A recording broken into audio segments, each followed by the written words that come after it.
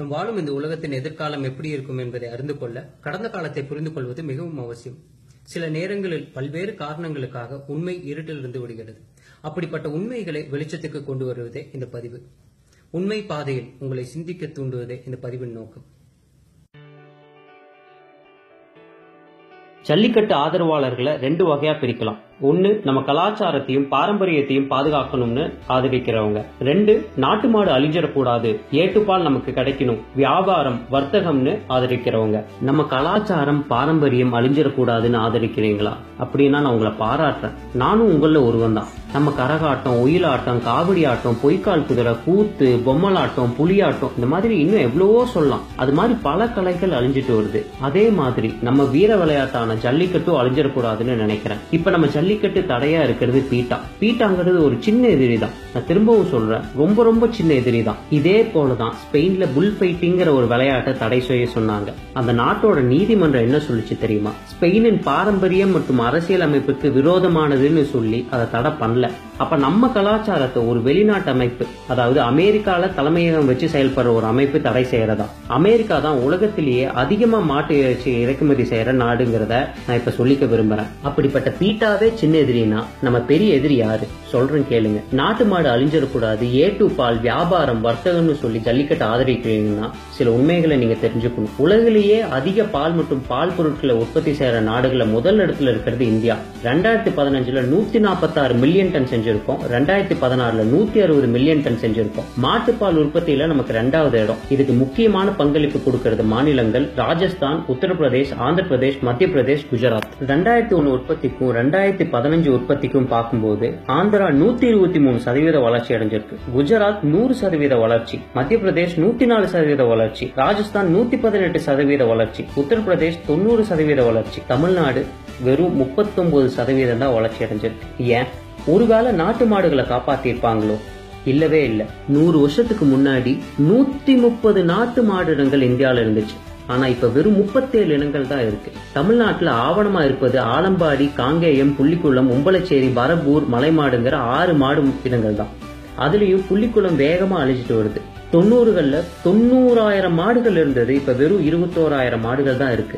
ஆவணம் செய்யற முன்னாடியே புங்கனூர், நாட்டான், துறிஞ்சித்தலை, தொண்டைநாடு, தென்பாண்டி, தம்பிரான், எரிச்சலை, மணப்பாறை, வடக்கரை, கொல்லிமலைன்னு பல மாடு இனங்கள் அழிஞ்சிருச்சு. நீங்க கேட்கலாம், நம்ம அரசாங்கம் இதுக்காக எந்த திட்டமும் போட கிடையாதான்ட்டு. 91க்கு மேல வந்த எந்த அரசாங்கமும் நாட்டு மாடை பாதுகாக்கணும்னு ஒரு திட்டம் கூட போட கிடையாது.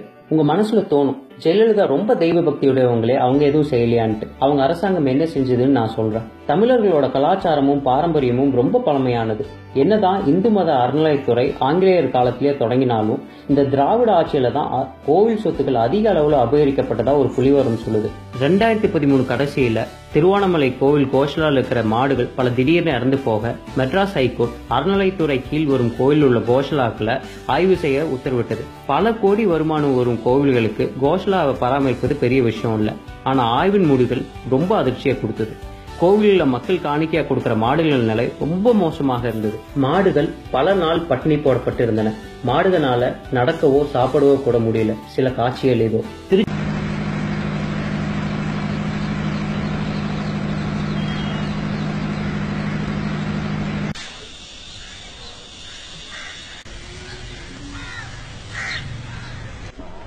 உடம்பு இல்லாம போச்சு.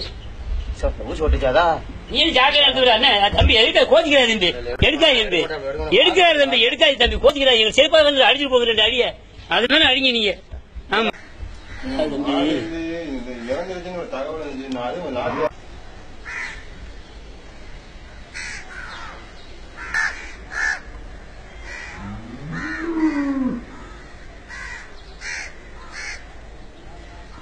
திருச்செந்தூர் முருகன் கோவிலுக்கு காணிக்கையாக வந்த 5389 மாடுகள் காணவில்லை. ராமேஸ்வரம் சரங்கப்பள்ளி பெருமாள் கோவில், சுவாமிமலை முருகன் கோவில், ஸ்ரீரங்கம் கோவில்களுக்கு காணிக்கையாக வந்த பல ஆயிரம் மாடுகள் பற்றி எந்த விவரமும் கோயில் அதிகாரிகளிடம் இல்லை. இந்த மாடுகள் அனைத்தும் அடிமாட்டுக்கு கொடுக்கப்பட்டதாக ஆய்வின் முடிவுகள் கூறின. 2008 1,39,27,176 ரூபாய் செலவில் 240 ஏக்கரில் பழனி கோவில் அருகே கட்டப்பட்ட கோஷலாவில் 2014 ஆய்வின் போது அங்கு வெறும் 6 மாடுகளே இருந்தன.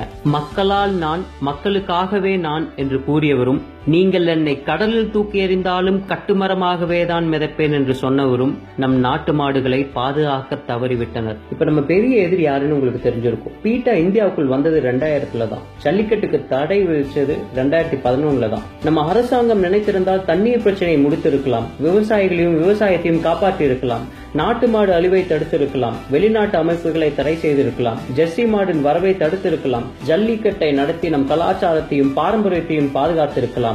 செய்ய தவறிவிட்டார்கள். நமக்கு தேவை நல்ல அரசாங்கமே. இனி நாம் என்ன செய்யலாம்? பால்துறை வளர்ச்சிக்கு 2 அமைச்சர்கள், நல்ல படித்த துடிப்பான இளைஞர் மற்றும் அனுபவமிக்க விவசாயி.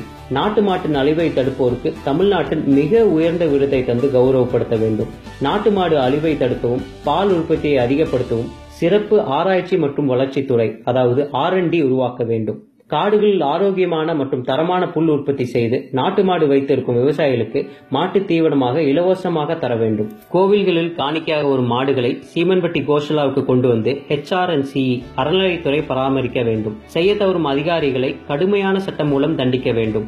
ஜல்லிக்கட்டை எதிர்க்கும் அமைப்புகளை பாரம்பரியம் மற்றும் அரசியல் அமைப்பிற்கு விரோதமான அமைப்புகள் என்ற சட்டத்தின் கீழ் தடை செய்ய வேண்டும். பள்ளிக்கூடங்களில் விவசாயத்தை கட்டாய கல்வியாக்க வேண்டும். ஜல்லிக்கட்டின் போது வெளிநாட்டு சுற்றுலா பயணிகளை ஈர்த்து வரும் வருவாயை நாட்டு மாட்டு வளர்ச்சிக்கே பயன்படுத்த வேண்டும்.